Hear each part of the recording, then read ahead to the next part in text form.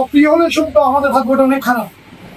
খাগড়াছড়ি ডিস্ট্রিক্টের মহালছড়ি অতি পুরাতন উপজেলা, প্রাচীন থানা, কিন্তু সব থেকে পিছিয়ে পড়া আমরা মহালছড়ি উপজেলাবাসী, মহালছড়ি থানা। এত পিছিয়ে পড়া আমরা দুর্ভাগ্যবান যে মানুষের দুটো মৌলিক অধিকার, সেটা হচ্ছে স্বাস্থ্য এবং শিক্ষা।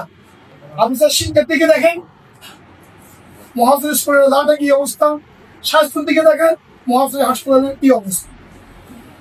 আসলে ইচ্ছে থাকলে উপায় হয়।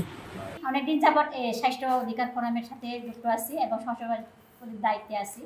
যে ডেলিভারি রোগীদের নিয়ে বিশেষ করে বলি এবং শিশুদের নিয়ে বিশেষ করে বলি, আগে কিন্তু ওরা হাসপাতালগামী হতো না। যখন সদর হাসপাতালে নিতে বলতাম তখন ওরা বলতো যে টাকা পয়সা লাগবে, টাকা পয়সা ব্যাপার স্যাপার, কিন্তু ওইটার থেকে আমরা অনেকটা এগিয়ে আছি বলে মনে করি আমি।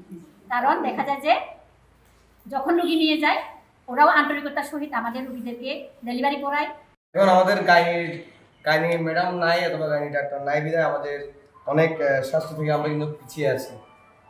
বিভিন্ন উপজেলাতে আমাদের গাইনি ম্যাডামরা আছে, ওখানে স্বাস্থ্যসেবা ভালোই পাচ্ছে, আমরা কিন্তু পাচ্ছি না, ওই সুযোগটা আমাদের এখানে নাই। তা আমি চাই আমাদের উপজেলা স্বাস্থ্য কমপ্লেক্সের জন্য একটা গাইনি ম্যাডামের গাইনি ডাক্তারের ব্যবস্থা করা হয়। নিজে বলছেন একজন নানি আছে। সেকেন্ড যেটা হলো যে রিসেন্টলি যে আপনাদের সাথে টাইফয়েড একটা ভ্যাকসিনের একটা ক্যাম্পেইন চলছে, উপজেলা হেলথ ফোরামের পাশাপাশি গণমাধ্যম করে এই টাইফয়েডের যে ভ্যাকসিনের যে একটা ক্যাম্পেইন হচ্ছে বিভিন্ন জায়গায়, টাকাটা আমরা আপনাদের ম্যাডাম থেকে সংগ্রহ করতে গেছিলাম, পরবর্তী এটা আমাদেরকে দেয়নি যে কয়টা কত হাজার শিশুকে ভ্যাকসিনের আহ্বান দেয়, কয়টা কেন্দ্র হবে বা কতজন আপনার কর্মী এখানে থাকে, আমরা শুধু এটা পাই না, তথ্য পাইনি এখন পর্যন্ত। আমরা যারা গ্রুপ কর্মীরা এখানে আছি, পাশাপাশি পরবর্তীতে উনি রাষ্ট্রকে আশ্রয় গ্রহণ করছেন। আমরা কখনো যদি মহালছড়ি মেডিকেলে যাই, মহালছড়ি স্বাস্থ্য কমপ্লেক্স আসলে নিজে একটা এখানে বলার কিছু নেই।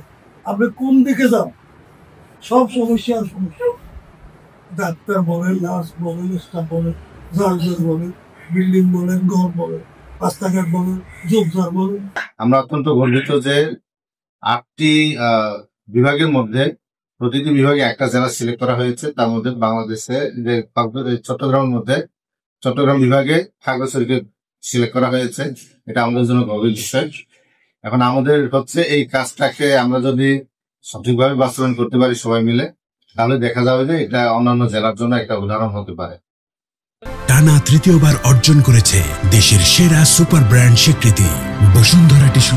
সচেতনতা আসলে আমাদের পক্ষে করা সম্ভব, সারাদিনই আমাদের রোগীদের ব্যস্ত থাকতে হয়। এটা আসলে আপনাদের মধ্যে এই হেলথ ওয়াচ বা এই কল্যাণ সমিতিগুলো করতে পারে। এবং আমি মহালছড়ির মতো জায়গায়, এই দুর্গম জায়গায় এরকম একটা কর্মকাণ্ড দেখে আসলে খুব খুশি হচ্ছে।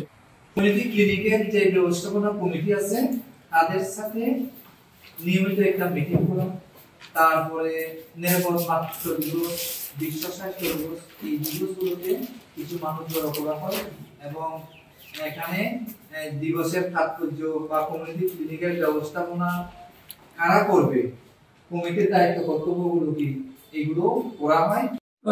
মানুষ আসলে অসহায়, ওই মুহূর্তে ডাক্তার বা স্টাফ নার্স থাকেন, তারা যেভাবে ডাইরেকশন দেন সেভাবেই কিন্তু রুগী করার চেষ্টা করে।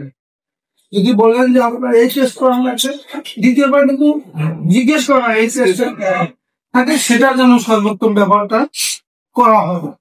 এটা হলো আমার মানে প্রত্যাশা। আমি একটা এক্সরে করার জন্য ম্যাডামকে ফোন দিলাম, ম্যাডাম একই কথা বলবেন, আসলে আমাদের মেশিন আছে, মানে আমাদের টেকনিশিয়ান নেই।